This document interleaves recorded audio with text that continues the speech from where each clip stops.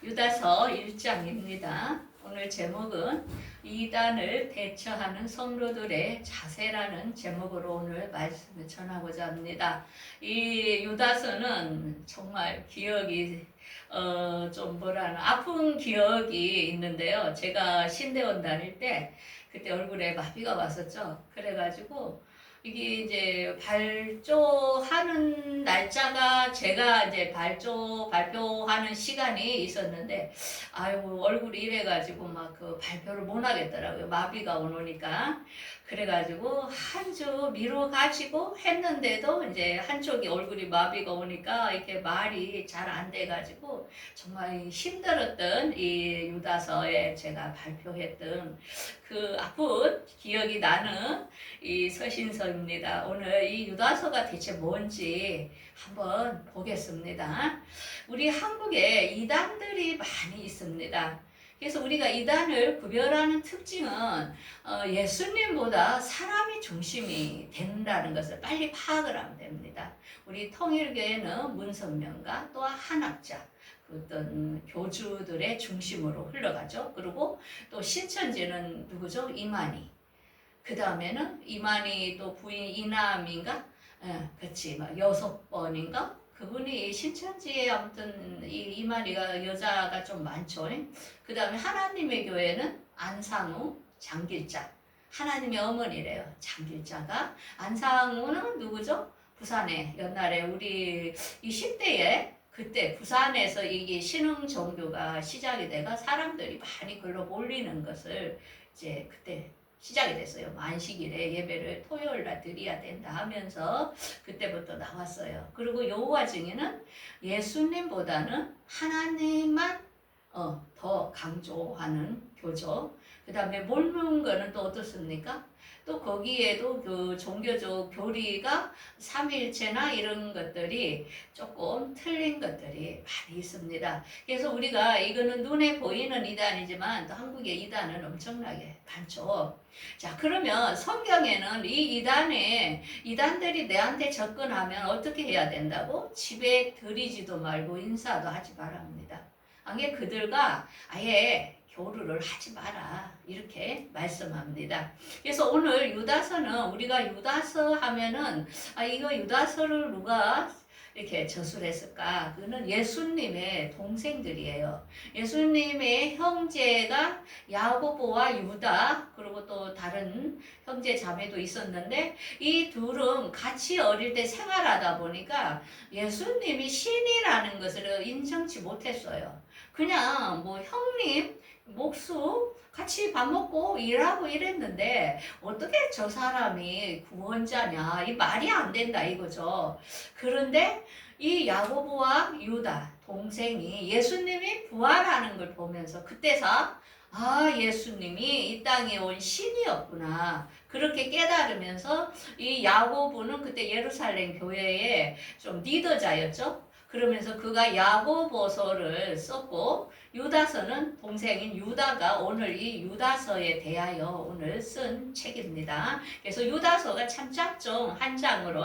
그래서 이 유다서의 내용은 서신서는 이제 이렇게 나와요. 이제 믿음을 위해 너희들 끝까지 싸워야 돼. 이단들이 들어오지만 싸워줘야 돼. 그리고 거짓 교사들의 그들에게는 특징들이 있다. 그리고 그들은 심판 때에 예수님이 오시면 부활 때에 그들이 분명히 심판이 있을 것이다. 이러면서 성도들 남은 성도들에게 어떻게 해야 된다고 어떻게 살아야 된다고 권면하는 말씀이 유다서의 배경입니다. 자, 그러면 우리가 첫 번째 유다서에서 우리들에게 말씀하고자 원하는 것은 첫 번째 믿음의 도를 위하여 싸워라. 이제 이렇게 말합니다. 그래서 이 유다서 1절을 보면은 야고보의 형제 유다라고 분명히 나오죠. 그러면서 예수 그리스도를 위하여 지키심을 받은 자들에게 내가 편지한다 이렇게 이야기합니다. 그러면서 사랑하는 자들아 너희들이 구원에 관하여 너희들이 주신 그 믿음의 도를 위하여 힘써 싸워라. 이제 첫 번째 끝까지 싸울 것을 지금 이야기를 하고 있죠. 그 이유는 뭐냐? 4절에 이곳에 가만히 들어온 몇 사람들이 하나님의 은혜의 도를 방탕한 것으로 바꾸고 예수 그리스도를 부인한다. 그렇죠. 그래서 이단들의 특징은 예수를 무시하는 거죠. 부인하는 거죠. 그 속에 진리가 없는 것을 우리가 알 수 있습니다. 그래서 뭐 어떤 교주 이런 거를 막 중심적으로 섬기고 또 어떤 사람들 보면 막 허경영 하면서 막 그걸 따르고 막 이런 관계는 우리가 예수 이해는 이 세상에 어떤 사람도 신이 될 수 없고 구원자가 될 수 없다는 것을 분명히 강조를 합니다. 그래서 이단의 특징은 우리가 예수 이해 다른 교주가 온다는 것은 이단이라는 것. 그 다음에 이단은 물질을 강조합니다. 항상 유튜브 이런 데도 물질 이런 걸 많이 강조하고 이런 단체들이 있죠. 그래서 그 다음에는 진리를 애곡한다는 거죠. 말씀을 애곡하는 게 특징이라는 거죠. 이단이. 그래서 두 번째는 그때 그 유다가 살던 초창기의 초대교회에도 거짓 선생들이 많이 이렇게 침투되어 들어왔어요. 그래서 이 거짓 교사들에게 특징과 그 다음에 이들은 부활 때에 어떻게 될 것인가, 이들은 어떻게 심판을 받을 것인가를 두 번째를 이야기합니다.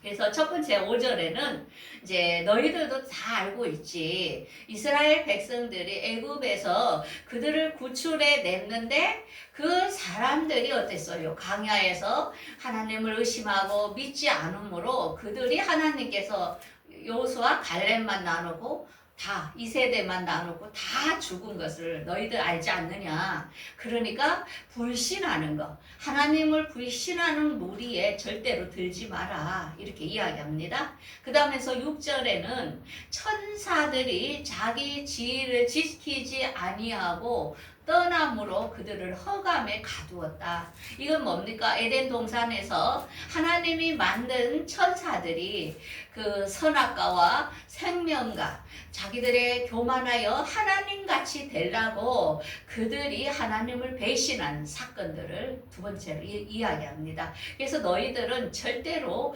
교만하지 마라. 이게 특징이죠. 그 다음에 세 번째로는 소돔과 고모라를 예를 들어 듭니다. 그래서 소돔과 고모라가 어땠습니까? 육체적으로 완전히 타락하여 그때의 동성연애가 발달함으로 그때 온 전신의 제약이 간영함으로 그들이 어떻게 됐어요?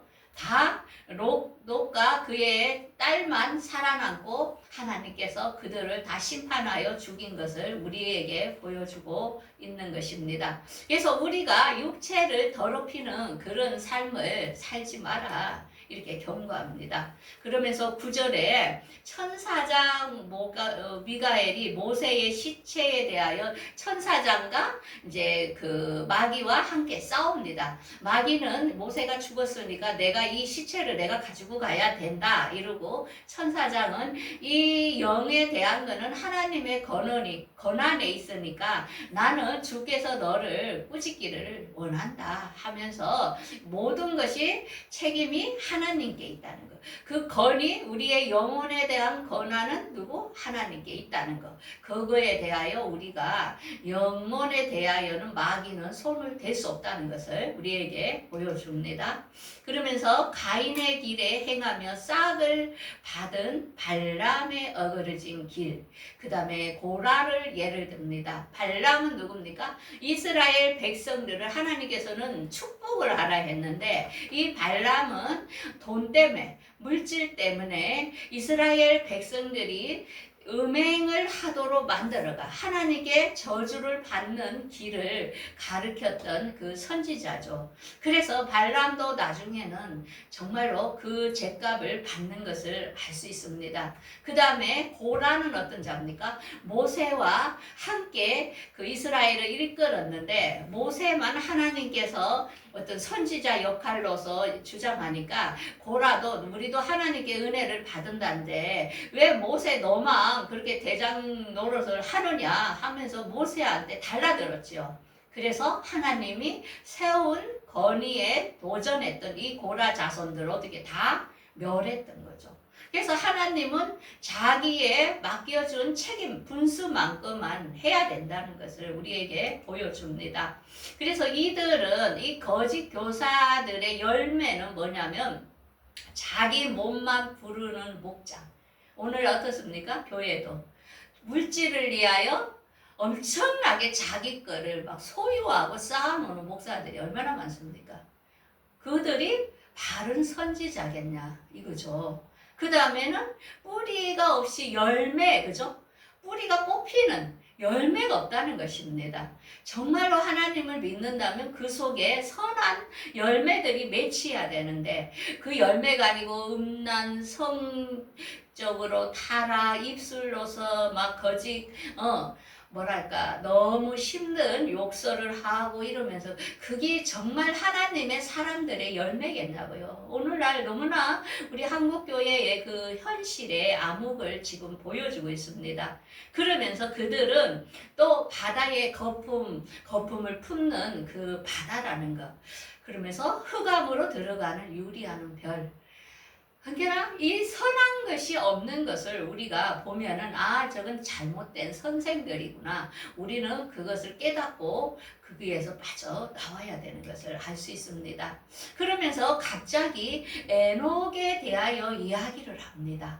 에녹을 왜 넣었을까요? 이 14절에 아담의 후손 에녹이 이렇게 말하죠. 주께서 수많은 거룩한 자와 함께 임했다는 것입니다. 에녹은 어디에 있었다고요? 옥에 있었던 거죠. 에녹이 죽었습니다. 죽어서 에녹도 옥에서 그 영이 대기하고 있었던 겁니다. 이 구절이 없으면 우리는 성경을 잘못 해석을 할 겁니다. 에녹이 승천해서 그냥 하나님 품에 갔다 이렇게 하는데, 승천했다는 게 뭐냐, 그때 시절에는 옥이라는 곳에 그 하나님을 믿던 사람들이 그곳에 기다리는 장소가 있었다는 것입니다. 그때 예수님께서 십자가에 못 박히신 날, 그때 무교절에 옥에 가서 그동안에 노아 이전에 죽었던 사람들에게 복음을 전했죠. 그래서 그들은 어떤 사람들이었냐? 경건하지 않았던 사람들, 그 다음에 주님을 거스렸던 완악한 자들, 하나님의 말씀에 순종하지 아니했던 자들을 하나님께서 심판하러 오셨다는 거죠. 그래서 거짓 선지자들도 앞으로 이렇게 잘못 경건하게 살고 하면 심판을 받는다, 이렇게 이 말씀으로 이야기를 하고 있는 것입니다. 그러면서 그들의 특징은 원망, 불평, 그리고 자랑, 그리고 자기의 이익을 위하여 하첨한다는 거죠. 그런 특징이 거짓 교사들이라는 겁니다. 그러면서 세 번째로는 이단에 대하여 이제 성도들에게 권면을 합니다. 그러면서 이렇게 말하죠. 사랑하는 자들아, 너희는 우리 주 그리스도의 사도들이 미리 한 말을 기억하라. 마지막 때는 경건하지 않으며 정욕대로 행하며 조롱하는 자들이 있으니 분열을 일으키는 자요, 육에 속한 자요, 성령이 없는 자라. 그러니까 육신의 쾌락만을 위해서 사는 자들이 마지막 때는 나온다는 것입니다.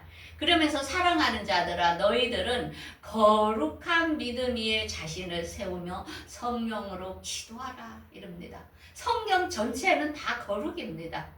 거룩하지 않고는 주를 보지 못한다고 분명히 이야기합니다. 그래서 우리는 이 진리를 떠나면 안 됩니다. 그러면서 우리를 사랑 안에서 자신을 지키면 영생에 이르도록 하며 주 예수를 기다려라 입니다. 성경 전체는 우리에게 말하고자 하는 게 사랑입니다. 근데 우리는 이 사랑보다는 예전에 율법, 법이라는 것을 더 강조하며 신앙생활을 했던 것입니다.